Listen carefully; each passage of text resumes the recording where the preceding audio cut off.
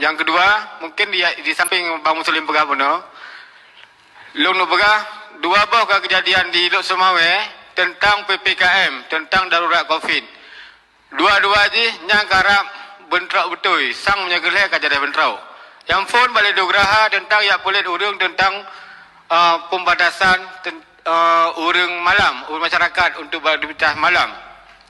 Hina karap bentrau dengan awak gam.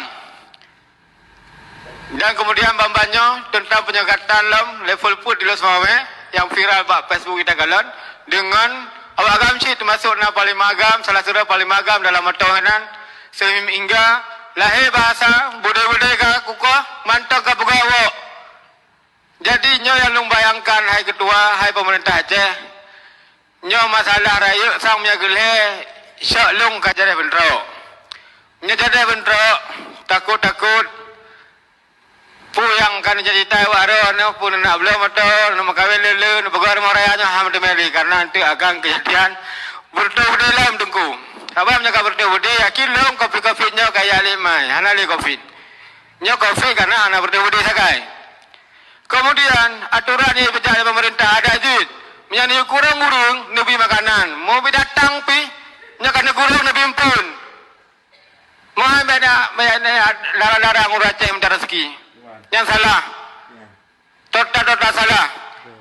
Hadir negara yang kalau orangnya sibuk ngurus saya anak tak berlay. Padahal urus Aceh bah kemudian tegera ke kibancara ke mati. Hana banyak sibuk negara ya pegahnya ya pegaje. Memang negara untuk dibantu rakyat. Yang nak mudah, mesti menggambarkan orangnya bahwa daruratnya seolah-olah satu mati dan sikla mati Bandung urus Aceh.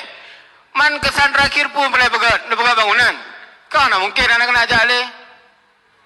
Lebih kalau fikir ada pinang kada nak buat mana tunda Bandung, nak bagi aju ke perurung, perjuangan nak bagi hai pemerintah Aceh. Nak pegang Pak Jafar, Pak Gubernur. Tapi Gubernur tanya lo rasa letak yang hana sesuai jalan ni. Lagi sang hi mampu kelola Aceh di Tengku. Mal lebih hormat kepikirung gubernurnya enggak mengundurkan diri juga daripada dimundurkan. Sekian, terima kasih. Assalamualaikum warahmatullahi wabarakatuh. Terima kasih.